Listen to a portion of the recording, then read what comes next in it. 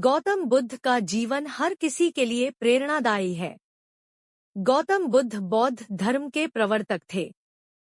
इनका जन्म 483 ईस्वी पूर्व तथा महापरिनिर्वाण 563 ईस्वी पूर्व में था।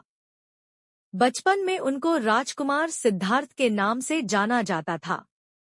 बौद्ध ग्रंथों के अनुसार गौतम बुद्ध के जन्म से 12 वर्ष पूर्व ही एक ऋषि ने भविष्यवाणी की थी कि यह बच्चा या तो एक सार्वभौमिक सम्राट या महान ऋषि बनेगा। 35 वर्ष की आयु में उन्हें ज्ञान की प्राप्ति हुई थी। वह संसार का मोह त्याग कर तपस्वी बन गए थे और परम ज्ञान की खोज में चले गए थे। आइए आज हम आपको सिद्धार्थ के महात्मा बुद्ध बनने तक के सफर के बारे में बताते हैं। जन्म काल। बुद्ध का गोत्र गौतम था। बुद्ध का वास्तविक नाम सिद्धार्थ गौतम था। उनका जन्म शाक्य गणराज्य की राजधानी कपिलवस्तु के निकट लुम्बिनी में हुआ था। बुद्ध के जन्म के 7 दिन के भीतर ही उनकी माता का देहांत हो गया था। उनका पालन पोषण उनकी मौसी गौतमी ने किया था। शिशु का नाम सिद्धार्थ रखा गया था। शाक्य वंश के राजा शुद्धोधन सिद्धार्थ के पिता थे।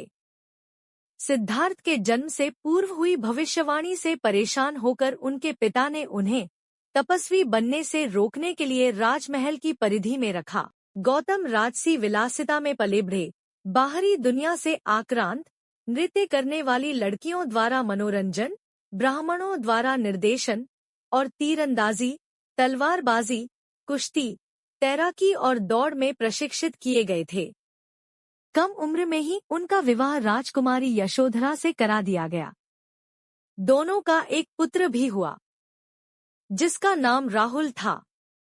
सिद्धार्थ बचपन से ही अत्यंत करुण हृदय वाले थे। वह किसी का भी दुख नहीं देख सकते थे।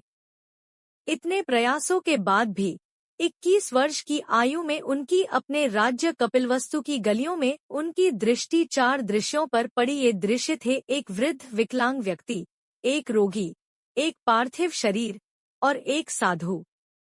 इन 4 दृश्यों को देखकर सिद्धार्थ समझ गए थे कि सबका जन्म होता है, सबको बुढ़ापा आता है, सबको बीमारी होती है और एक दिन सब मृत्यु को प्राप्त होते हैं। इससे व्यथित होकर उन्होंने अपना धनवान जीवन, अपनी पत्नी पुत्र एवं राजपाट का त्याग करते हुए साधु का जीवन अपना लिया और जन्म, बुढ़ापा, दर्द, बीमारी और मृत्यु से जुड़े सवालों की खोज में निकल गए। ज्ञान की प्राप्ति। सिद्धार्थ ने अपने प्रश्नों के उत्तर ढूंढने शुरू किए। समुचित ध्यान लगा पाने के बाद भी उन्हें इन प्रश्नों के उत्तर नहीं मिले। फिर उन्होंने तपस्या भी की, लेकिन अपने प्रश्नों के उत्तर नहीं मिले। इसके बाद कुछ और साथियों के साथ अधिक कठोर तपस्या प्रारंभ की। ऐसे करते हुए 6 वर्ष व्यतीत हो गए। भूख से व्याकुल मृत्यु के निकट पहुंचकर बिना प्रश्नों के उत्तर पाए वह कुछ और करने के बारे में विचार करने लगे थे। एक गांव में भोजन की तलाश में निकल गए, फिर वहां थोड़ा सा भोजन ग्रहण किया। इसके बाद वह कठोर तपस्या छोड़कर एक पीपल के पेड़, जो अब बोधिवृक्ष के नाम से जाना जाता है, के नीचे प्रतिज्ञा करके बैठ गए कि वह सत्य जाने बिना उठेंगे नहीं। वह सारी रात बैठे रहे और माना जाता है यही वह क्षण था जब सुबह के समय उन्हें पूर्ण ज्ञान की प्राप्ति हुई थी।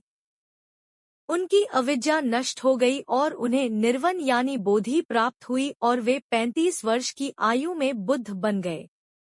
बुद्ध को शाक्य मुनि के रूप में भी जाना जाता है। 7 हफ्तों तक उन्होंने मुक्ति की स्वतंत्रता और शांति का आनंद लिया। प्रारंभ में तो वह अपने बोधि के बारे में दूसरों को ज्ञान नहीं देना चाहते थे। बुद्ध का मानना था कि अधिकांश लोगों को समझाना बहुत मुश्किल होगा। मान्यता है कि बुद्ध को स्वयं ब्रह्मा जी ने अपने ज्ञान को लोगों तक पहुंचने का आग्रह किया था, फिर वह इस पर सहमत हो गए। इस तरह उन्होंने अपना पहला धर्मोपदेश उत्तर प्रदेश के वाराणसी के पास सारनाथ में अपने पहले मित्रों को दिया था।